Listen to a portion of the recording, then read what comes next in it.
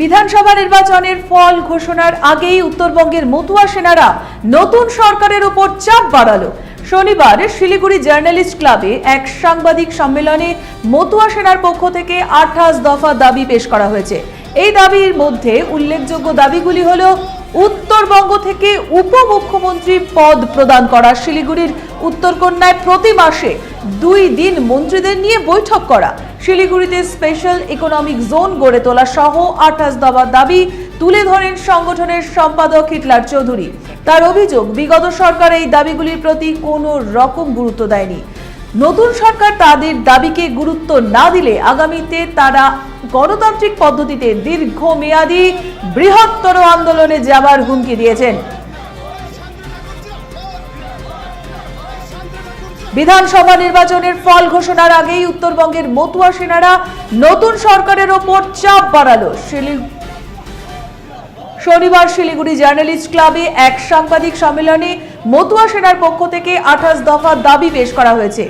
এই দাবিগুলির মধ্যে উল্লেখযোগ্য দাবিগুলি হলো উত্তরবঙ্গ থেকে উপমুখ্যমন্ত্রী পদ প্রদান করা, শিলিগুড়ির উত্তরকন্যায় প্রতি মাসে 2 দিন মন্ত্রীদের নিয়ে বৈঠক করা, শিলিগুড়িতে স্পেশাল ইকোনমিক জোন গড়ে তোলা সহ 28 দফা দাবি তুলে ধরেন সংগঠনের সম্পাদক হিটলার চৌধুরী। তার অভিযোগ, বিগত সরকার এই দাবিগুলির প্রতি কোনো রকমই গুরুত্ব দেয়নি।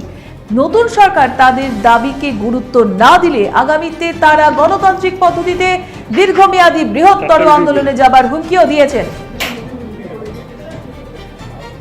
আমরা আজকে সাধারণত 28 দফা দাবি নিয়ে আপনাদের সামনে উপস্থিত হয়েছি। তার মধ্যে প্রথম দাবি হচ্ছে গিয়ে উত্তরবঙ্গের জন্য পৃথক নতুন উন্নয়ন পরিষদ গঠন করতে হবে, উত্তরবঙ্গের জন্য নমশূদ্র বোর্ড গঠন করতে হবে, উত্তরবঙ্গে থেকে এবার উপমুখ্যমন্ত্রী পদ দিতে হবে এবং পূর্ণ মন্ত্রী যারা হবেন উত্তরবঙ্গের উত্তরকন্যায় প্রতি মাসে 2 দিন করে বসবেন।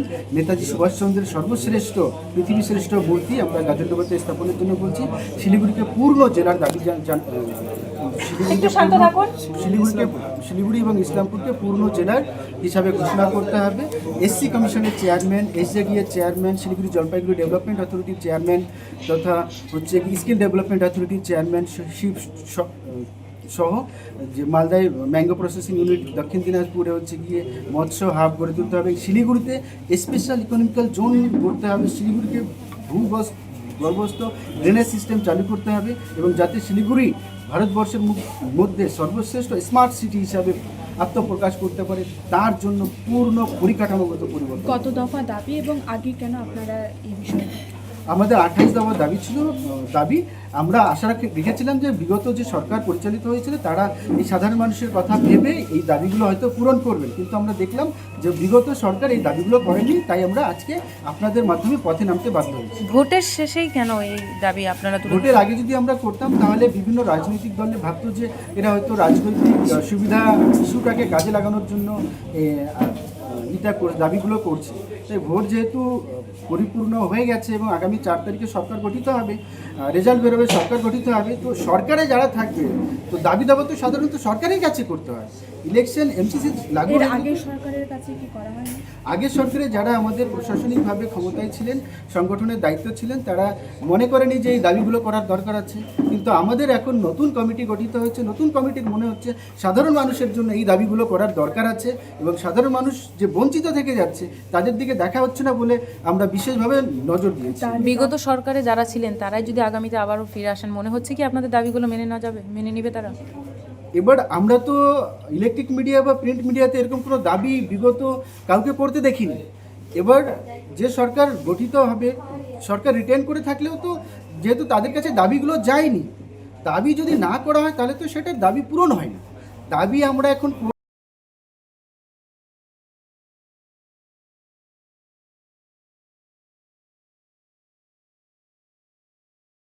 উকি মারেন কেন কর্তা? কে বলে বড় মাছের স্বাস্থ্য দেখে শরীর খারাপ লাগে বুঝি?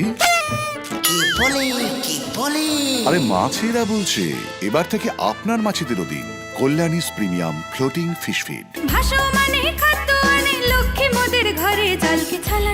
ঘরের লক্ষ্মী আজই ঘরে আনো কল্যাণীস প্রিমিয়াম ফ্লোটিং ফিশ ফিড, ভাসমান খাদ্য। চোখের সমস্যা বাড়ার আগেই আজই আসুন জীবন রেখা হসপিটাল, আপনার পরিবারের নতুন ভরসা।